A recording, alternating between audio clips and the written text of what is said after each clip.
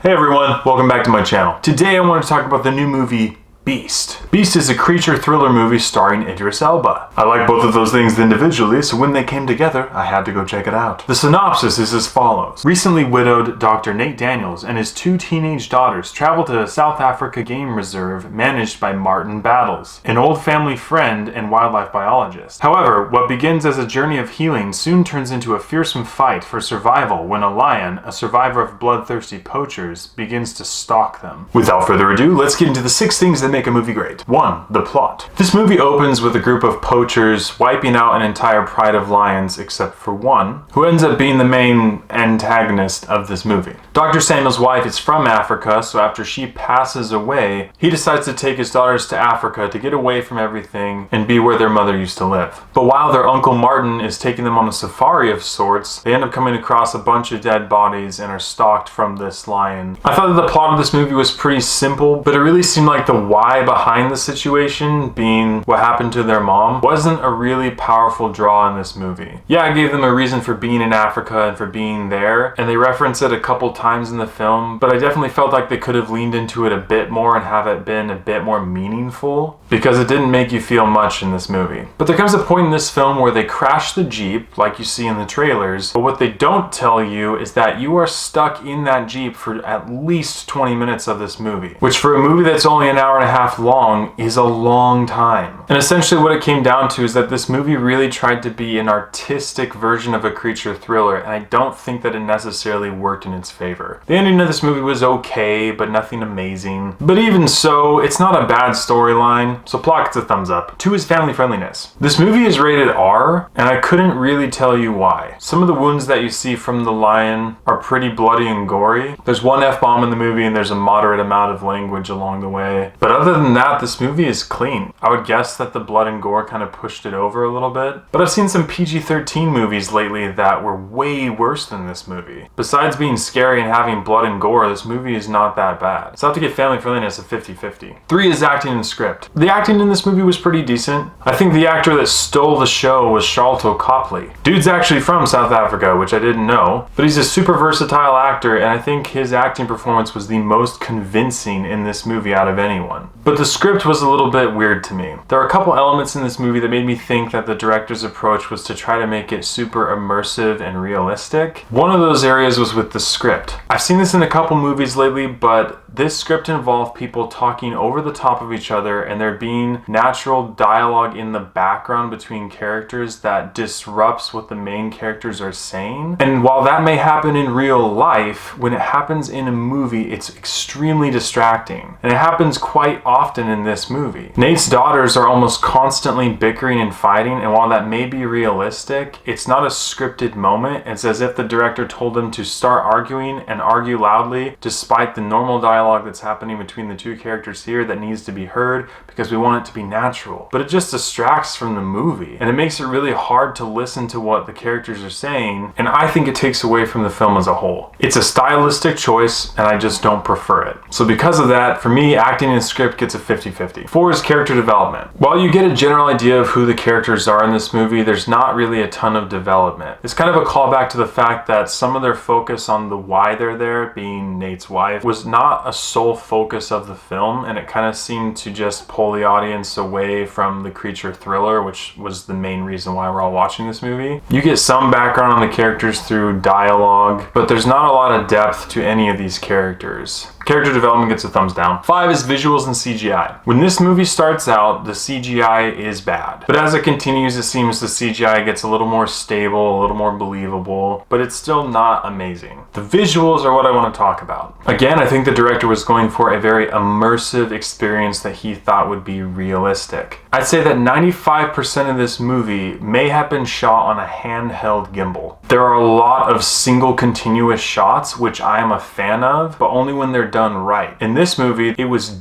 dizzying. It was almost constant, but you're spinning around and up and around and in a circle, and it literally makes you feel sick. Again, it's a stylistic choice that does not go over well with a lot of audience members. Feels like you're on a roller coaster for a lot of the movie. I get it if it's tastefully put in one or two scenes, but when you shoot your entire movie that way, it can be problematic. I gotta say that the parts of the movie I enjoyed the most were moments that the camera was not moving, instead of moving on all axes and going in circles. It was super distracting and disorienting, and it did not work for this movie. So visuals and CGI get a thumbs down. And 6 is rewatchability. You know, this isn't the worst creature thriller movie in the world. I've seen a lot worse. I've also seen a lot better. But because of the creative liberties that the director took in both the script and the camera angles and the way it was shot, it's really hard for me to say that I would go back and watch this movie. So rewatchability for me gets a 50-50. With all those areas considered, I have to give Beast a 6 out of 10. This movie was a decent creature thriller that had some good acting performances and a lot of jump scares, with a very basic plot that moves the story along decently. But the creative things that this film decided to include just didn't work for me. They were really distracting and pulled me right out of the film and made a movie that's an hour and a half long feel like it was at least 2.5 hours. So if you're in the mood for a decent, stylistic creature thriller movie that's fueled by jump scares and bad decisions, then you might enjoy going to see Beast in theaters. Thank you so much for watching. If you've seen Beast, please let me know what you thought about it in the comments below. As always, I appreciate your love and support, and I'll catch you guys and gals in the next one.